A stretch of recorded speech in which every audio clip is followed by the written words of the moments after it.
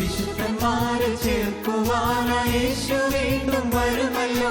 വിശുദ്ധന്മാരെ ചേർക്കുവാനായി യേശു വീണ്ടും വരുമല്ലോ. പ്രതിഫലങ്ങൾ നേടിടുന്ന നാളിനായൊരുങ്ങിടാം.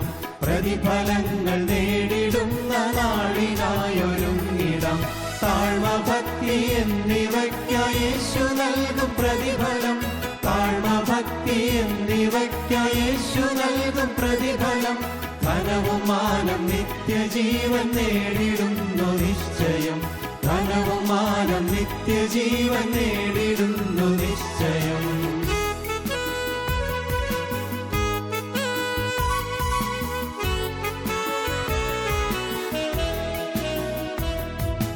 മനവും മുഖവും വാടിടുന്നൊരാശയറ്റ ജീവിതം. മനവും മുഖവും വാടിടുന്നൊരാശയറ്റ ജീവിതം. തളർച്ച മാറ്റും ക്രിസ്തുവിന്റെ രുധിരത്തിന്റെ സാന്ത്വനം. തളർച്ച മാറ്റും ക്രിസ്തുവിന്റെ രുധിരത്തിന്റെ സാന്ത്വനം. താഴ്മ, ഭക്തി എന്നിവയ്ക്കായി യേശു നൽകും പ്രതിഫലം. ധനവും മാനം നിത്യജീവൻ നേടിടുന്നു നിശ്ചയം.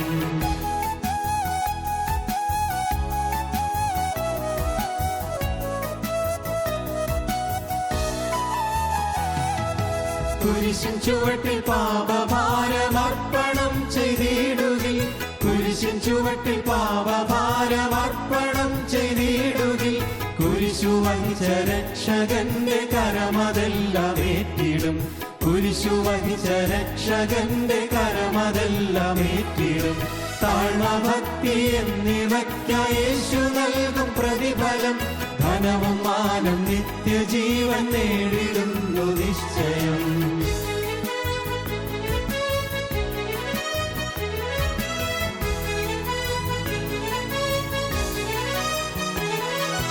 തളർച്ച പറ്റി എമ്മവൂസിൻ വഴിയെ യാത്ര ചെയ്തവൻ. തളർച്ച പറ്റി എമ്മവൂസിൻ വഴിയെ യാത്ര ചെയ്തവൻ. യേശു ജീവിക്കുന്നതിനാൽ പരമമോദം പ്രാപിച്ചു. യേശു ജീവിക്കുന്നതിനാൽ പരമമോദം പ്രാപിച്ചു. താഴ്മ, ഭക്തി എന്നിവയ്ക്കായി യേശു നൽകും പ്രതിഫലം. ധനവും മാനം നിത്യജീവൻ നേടിടുന്നു നിശ്ചയം.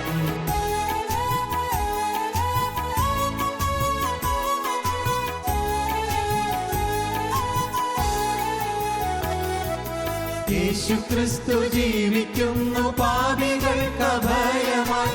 യേശു ക്രിസ്തു ജീവിക്കുന്നു പാപികൾക്ക് അഭയമായി. രോഗികൾക്കും ആതുരർക്കും യേശുദാൻ ആശ്വാസമായി. രോഗികൾക്കും ആതുരർക്കും യേശുദാൻ ആശ്വാസമായി. താഴ്മ, ഭക്തി എന്നിവയ്ക്കായി യേശു നൽകും പ്രതിഫലം. ധനവും മാനം നിത്യജീവൻ നേടിടുന്നു നിശ്ചയം. ഞങ്ങളും ക്രൂശിക്കപ്പെട്ട ക്രിസ്തുവിനെ പ്രസംഗിക്കുന്നു.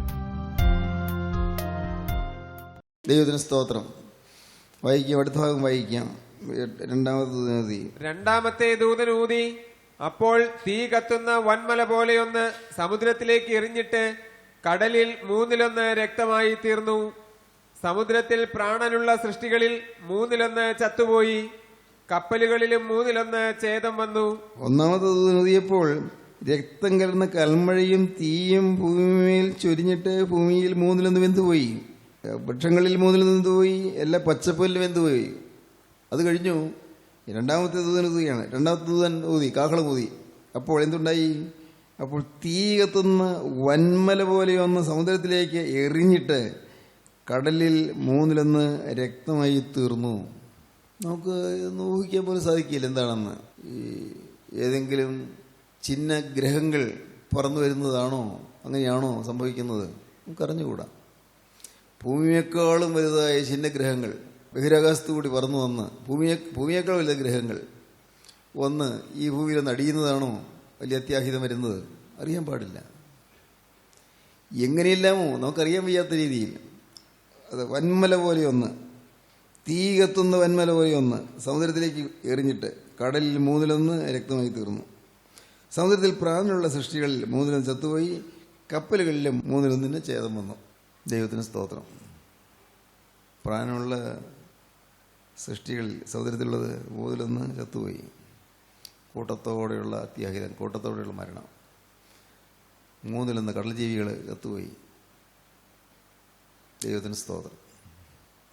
അതിനെക്കുറിച്ച് എക്സ്പ്ലെയിൻ ചെയ്യാൻ, വിശദീകരിക്കാൻ എനിക്ക് കഴിവില്ല. അതിനുള്ള ജ്ഞാനം എനിക്കില്ല. എന്താണാവോ കർത്താവിൻ്റെ വചനം പറയുന്നതിൻ്റെ അർത്ഥം എനിക്കറിഞ്ഞുകൂടാ. എങ്ങനെയാണോ 1/3 സമുദ്രജീവികൾ ചത്തുടങ്ങുന്നത് അറിയാൻ പാടില്ല. ഭയാനകമായ മഹാനാശം എന്ത് നമുക്ക് ആർക്കും നിർണ്ണയിക്കാൻ വയ്യ. അടുത്തത് 3-ാമത്തെ ദൂതനൂതി. 3-ാമത്തെ ദൂതനൂതി. അപ്പോൾ ദീപം പോലെ ജ്വലിക്കുന്ന ഒരു മഹാനക്ഷത്രം ആകാശത്ത് നിന്ന് വീണു. നദികളിൽ 1/3 നീരുറവുകളിന്മേലുമായിരുന്നു വീണത്. ഒരു മഹാനക്ഷത്രം വന്ന് വീണു. മഹാനക്ഷത്രം, ഒരു മഹാനക്ഷത്രം. ആ നക്ഷത്രത്തിന്റെ പേര് പറഞ്ഞിട്ടുണ്ട്. എന്താണത്? ആ നക്ഷത്രത്തിന് കാഞ്ഞിരം എന്ന് പേര്. കാഞ്ഞിരം എന്ന് പേര്. വെള്ളത്തിൽ 1/3 കാഞ്ഞിരം പോലെയായി. വെള്ളത്തിൽ 1/3 ഭാഗം കാഞ്ഞിരം പോലെയായി, അതുപോലെ കൈപ്പേറിയതായി. വെള്ളം കയ്പായതിനാൽ മനുഷ്യരിൽ പലരും മരിച്ചുപോയി. വെള്ളം കയ്പായതിനാൽ മനുഷ്യർ പലരും മരിച്ചുപോയി. കയ്പ്, കാഞ്ഞിരം നക്ഷത്രം വന്ന് വീണു. അതിൻ്റെ വളരെ പ്രായോഗികമായ ലളിതമായ ഒരു വശം പറഞ്ഞോട്ടെ. ഇന്ന് അനേകരുടെ ജീവിതത്തിൽ ഈ കാഞ്ഞിരം നക്ഷത്രം വീണുകൊണ്ടിരിക്കുക. കാഞ്ഞിരം നക്ഷത്രം അനേകരുടെ ജീവിതത്തിൽ, കാഞ്ഞിരം നക്ഷത്രം. അനേകർ കയ്പ് കുടിച്ചുകൊണ്ടിരിക്കുകയാണ്. കയ്പ് കുടിക്കുന്നു. ഭർത്താവിൻ്റെ മദ്യപിച്ച കൂത്താടി വന്ന് ഉള്ള പരാക്രമത്തിൽ ഭർത്താവിൻ്റെ മർദ്ദനം കൊണ്ട് ശരീരം മുറിഞ്ഞ്, ദേഹാസകലം മുറിഞ്ഞ് വീട് വിട്ട് ഓടുന്ന ഭാര്യമാർ, മക്കളെയും പെറുക്കിക്കൊണ്ട് ഓടുന്ന ഭാര്യമാർ. കാഞ്ഞിരമാണ്. ആ വീട്ടിൽ കാഞ്ഞിരം വന്ന് വീണു. ദൈവത്തിന് സ്തോത്രം. ഭാര്യയുടെ ശമ്പളം കൊണ്ട് കുടിച്ച് കൂടെ, ഭാര്യയുടെ ശമ്പളം കൊണ്ടാണ് കുടിച്ച് ജീവിക്കുന്നത്. കാരണം അവൻ ജോലി ചെയ്യില്ലല്ലോ, അവൻ മദ്യപിക്കുകയല്ലേ ജോലി, മദ്യപാനാണല്ലോ അവൻ്റെ ജോലി.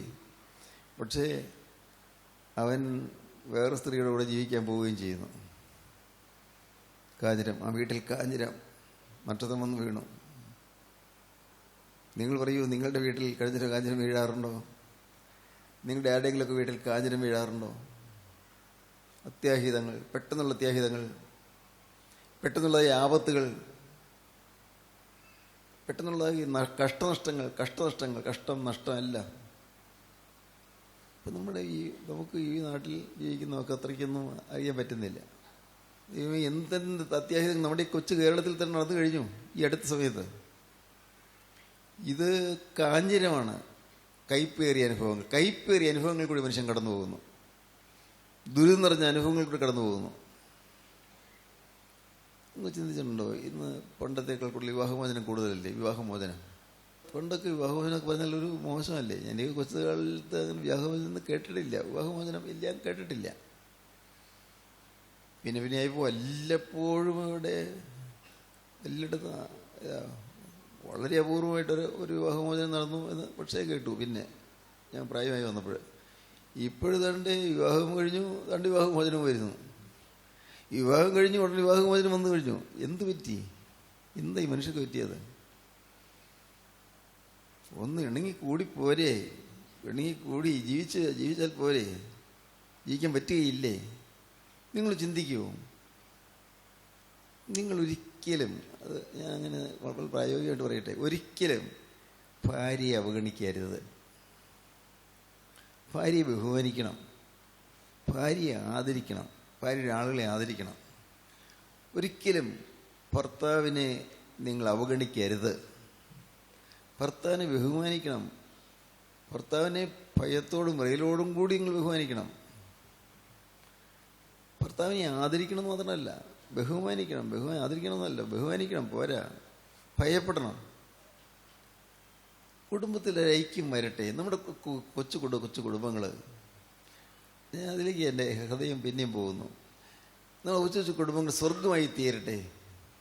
കുടുംബങ്ങളിൽ സ്വർഗ സന്തോഷം, സ്വർഗ സമാധാനം. അപ്പനും അമ്മയും മക്കളും എല്ലാം ഒരുമിച്ച് ഒരു ഹൃദയമായി കഴിയുന്ന ഒരു കുടുംബം, ഒരുമിച്ച് ഒരു മനസ്സായി കഴിയുന്ന കുടുംബം. എന്തൊരു ഐശ്വര്യമാണ് അവിടെ, എന്തൊരു സമാധാനമാണ്. ഒരുപക്ഷേ നല്ല രുചികരമായ ആഹാരം ഇല്ലെങ്കിൽ എന്താ, സാരമില്ല, സ്നേഹമുണ്ടെങ്കിൽ. സ്നേഹമുള്ള കുടുംബങ്ങളിൽ ഒരുപക്ഷെ രുചികരമായ ആഹാരം കിട്ടിയില്ലെങ്കിൽ കുഴപ്പമില്ല. സ്നേഹമാണ് ഏറ്റവും വലുത്. നമ്മൾ ഒരിക്കലും ഭക്ഷണത്തിൻ്റെ അടിമകളാകാനും പാടില്ല. രുചികരമായ ഭക്ഷണത്തിൻ്റെ അടിമകളാകാൻ പാടില്ല. ശരിയാണ്, രുചികരമായ ഭക്ഷണം കിട്ടുന്നത് നല്ലത് തന്നെ, സന്തോഷം തന്നെ. പക്ഷേ നമ്മൾ ഒന്നിൻ്റെ അടിമകളാകരുത്. നമ്മുടെ കുടുംബങ്ങളിൽ നമ്മുടെ പിടിവാശികൾ ഒരിക്കലും നടത്തരുത്. പിടിവാശികളെല്ലാം താഴെ വയ്ക്കണം. ഐക്യം വരണം. നമ്മൾ ഒരു വീട്ടിൽ നിന്ന് കല്യാണം കഴിച്ചു, പിന്നെ അതിനുശേഷം ആ വീടും ഈ വീടും തമ്മിൽ ഒരു ഐക്യമില്ലാതാകുക, എന്തൊരു കഷ്ടം. അങ്ങനെയുള്ള അനേകം കുടുംബങ്ങളുണ്ട്. വിവാഹബന്ധത്തിന് ശേഷം കുടുംബങ്ങൾ തമ്മിൽ അകലുന്നു. എന്തിന്? ഈഗോ എന്ന് പറഞ്ഞാൽ സ്വയമാണ്. പക്ഷെ എന്തിനകലുന്നു? ഐക്യം പുലരരുതോ? മാതാപിതാക്കളെ മക്കൾ തമ്മിൽ അകലുന്നു. എന്തിനാ? അപ്പനും അമ്മയ്ക്കും കീഴ്പ്പെട്ട് ജീവിച്ചാൽ പോരെ മക്കൾക്ക്? വേറൊന്നും വേണ്ടല്ലോ. അപ്പൻ വേണ്ടാതിനത്തിനല്ലേ പാപത്തിന് പോവുകയാണെങ്കിൽ കീഴ്പ്പെടും, നല്ല കേട്ടോ ഞാൻ പറഞ്ഞത്.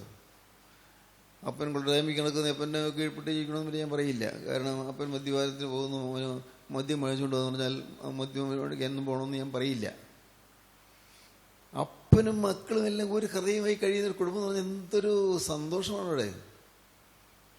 ഞാനൊന്ന് പറഞ്ഞോട്ടെ, നിങ്ങളുടെ ജീവിതത്തിൽ നിങ്ങളെ തന്നെ കാണാൻ ശ്രമിക്കാറുണ്ടോ?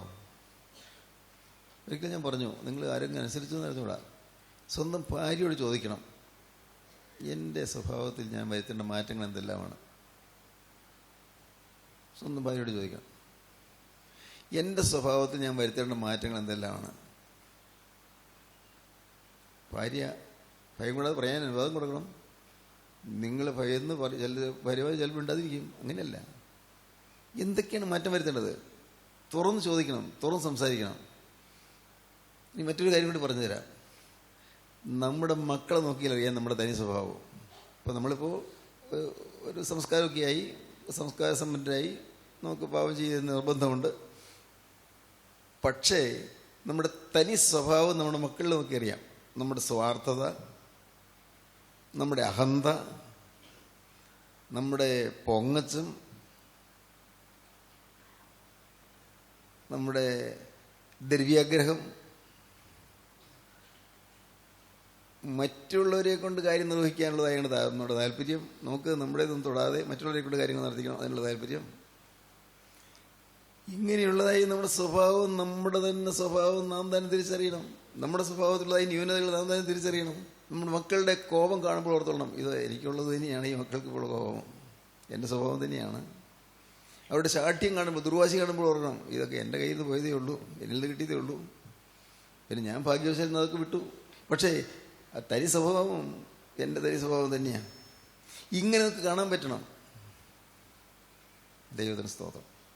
അവനവനെ തന്നെ തിരിച്ചറിയുക എന്നുള്ളൊരു വലിയൊരു ഭാഗ്യമാണ്. അവനവനെ തിരിച്ചറിയുക, സെൽഫ് റിയലൈസേഷൻ. നമ്മൾ തന്നെ കാണുക.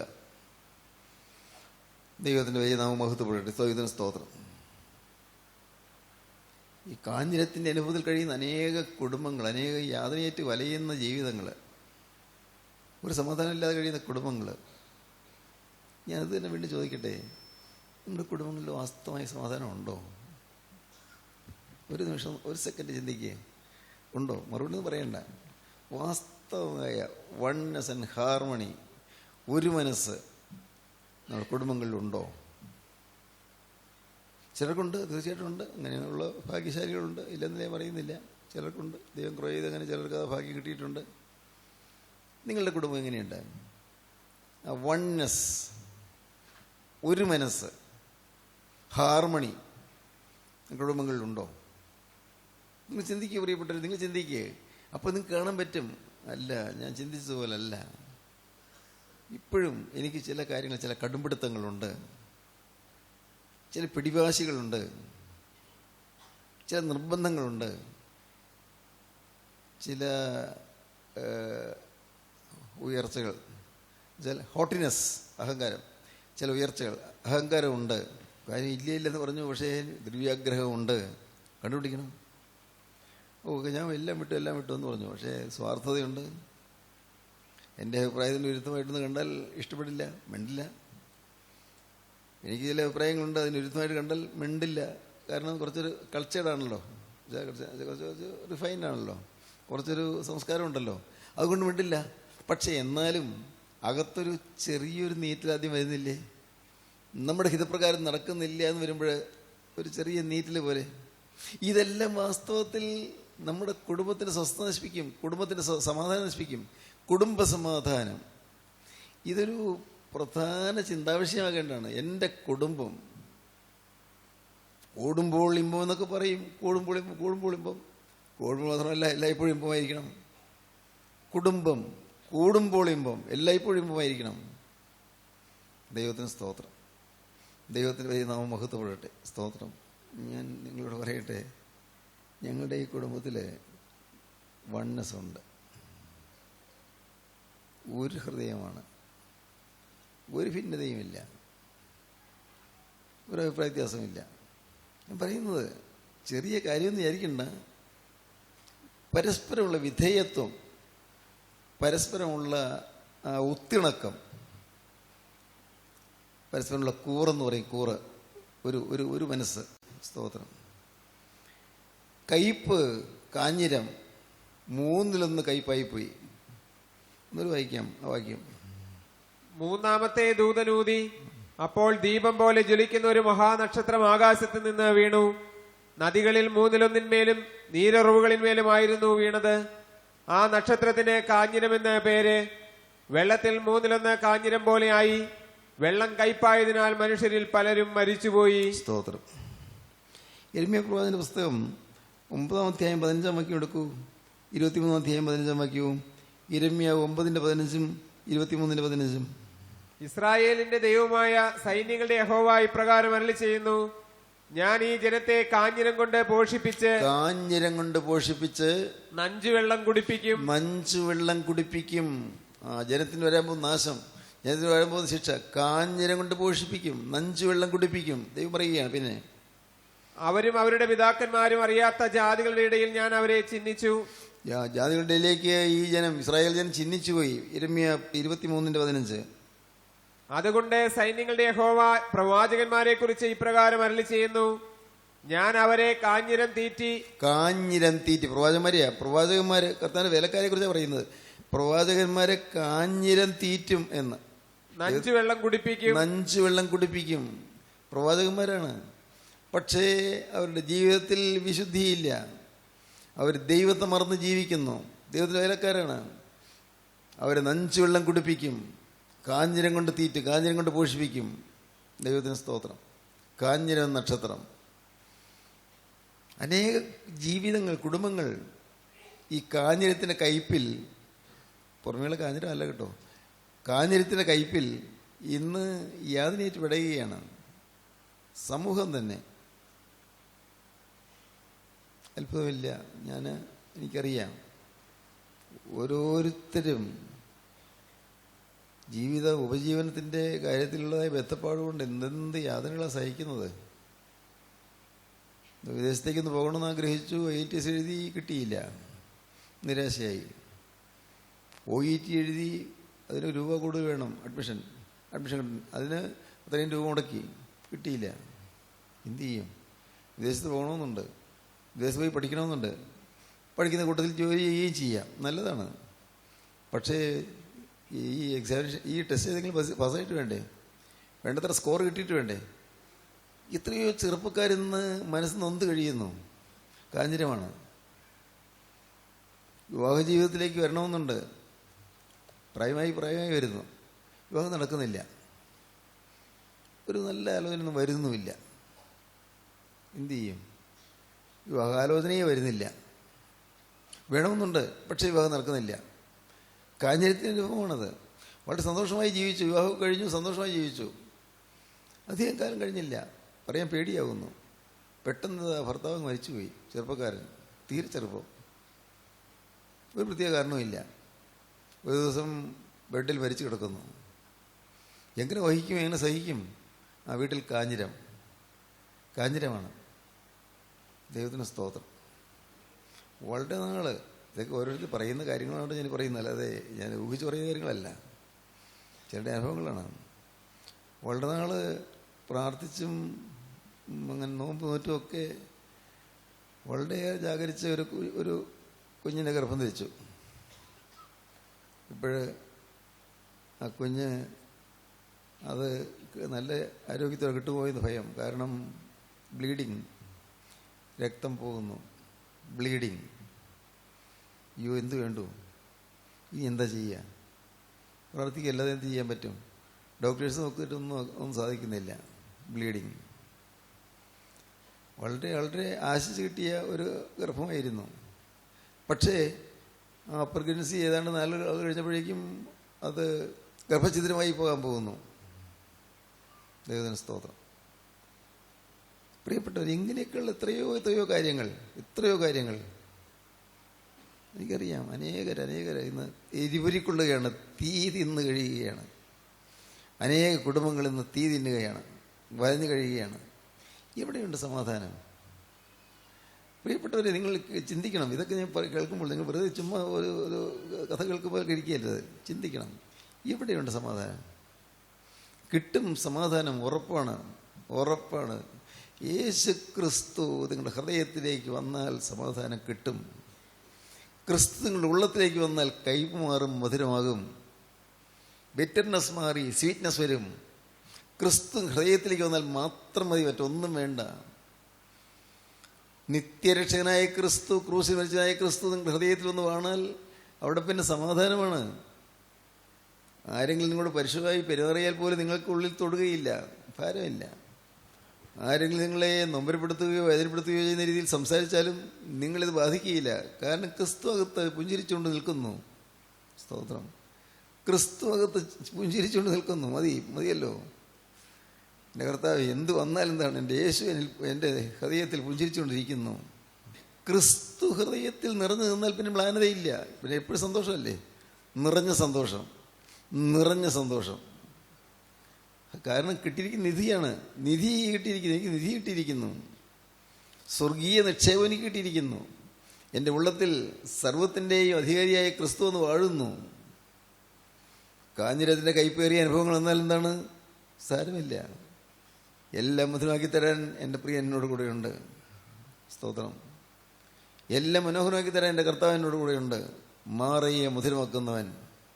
സ്തോത്രം. ദൈവത്തിന് വലിയ നാമമഹത്വപ്പെടട്ടെ. ഇന്ന് ഇത് വാക്കുകൾ കേൾക്കുമ്പോൾ നിങ്ങൾ ചിന്തിക്കണം, കർത്താവേ, വരുംകാലത്തെ കാഞ്ഞിരവ് നക്ഷത്രം വീഴുന്നതിനെക്കുറിച്ച് ഞാൻ കേട്ടു. അത് ഭാവിയിൽ വരാനിരിക്കുന്ന കാര്യം. ഇന്ന് കാഞ്ഞിരവ് നക്ഷത്രം വീണുകൊണ്ടിരിക്കുന്നു. ഇന്ന് എൻ്റെ കുടുംബത്തിൽ കാഞ്ഞിരവ് നക്ഷത്രം, ഇന്ന് എൻ്റെ ജീവിതത്തിൽ കാഞ്ഞിരവ് നക്ഷത്രം, ഇന്ന് എൻ്റെ സ്വഭാവത്തിൽ കാഞ്ഞിരവ് നക്ഷത്രം. കൈപ്പേറിയ വാക്കുകൾ, ആളുകളെ തരുന്നെഴുത്തുന്ന വാക്കുകൾ, ഒരുപക്ഷെ മുറിപ്പെടുത്തുന്ന വാക്കുകൾ, കൈപ്പേറിയ വാക്കുകൾ എല്ലാം ഞാൻ മാറ്റും. കാഞ്ഞിരം ഞാൻ മാറ്റും. എൻ്റെ സ്വഭാവത്തിൽ നിന്ന്, എൻ്റെ ഹൃദയത്തിൽ നിന്ന്, എൻ്റെ പ്രകൃതത്തിൽ നിന്ന്, എൻ്റെ കുടുംബത്തിൽ നിന്ന്, എൻ്റെ സാഹചര്യത്തിൽ നിന്ന് ഞാൻ കാഞ്ഞിരം മാറ്റും.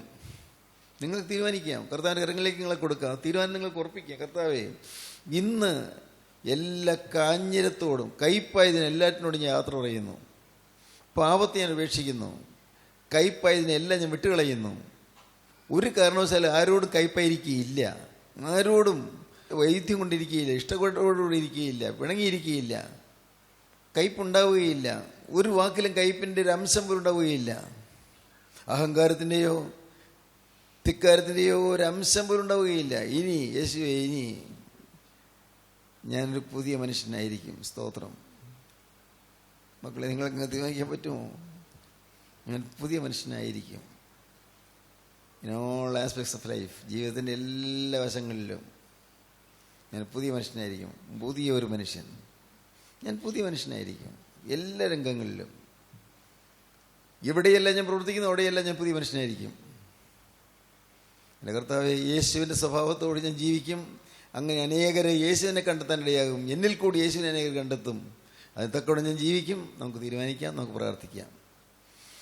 കാരുണ്യവാനേ, മഹാപരിശുദ്ധനായ ഞങ്ങളുടെ സ്വർഗീയ പിതാവേ, ഈ അനുഗ്രഹീതമായ സുദിനത്തിനായി ഞങ്ങൾ നിന്നെ സ്തുതിക്കുന്നു, ഞങ്ങൾ നിന്നെ സ്തോത്രം ചെയ്യുന്നു. തിരുവചനം ഞങ്ങൾക്ക് തന്നതിനായി സ്തോത്രം.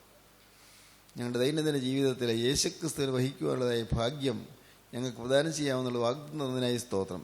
എല്ലാവരെയും തൊടണമേ, എല്ലാവരെയും അനുഗ്രഹിക്കണമേ. നാഥാദിൻ്റെ രണ്ടാമത്തവരുണ്ട് ഞങ്ങൾ ഒരുക്കണമേ. യേശുക്രിസ്തുവിൻ്റെ സ്നേഹനിർനാമത്തിൽ പ്രാർത്ഥിക്കുന്നു. കൃപയോടെ കേൾക്കണമേ. ആമേൻ.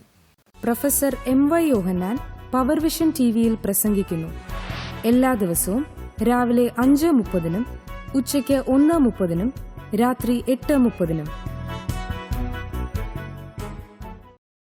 ഈ ആശ്വാസ സന്ദേശം നിങ്ങൾ ശ്രദ്ധിച്ചുവല്ലോ. നിങ്ങളുടെ അഭിപ്രായങ്ങളും പ്രാർത്ഥനാ വിഷയങ്ങളും ഞങ്ങളെ എഴുതി അറിയിക്കുമല്ലോ.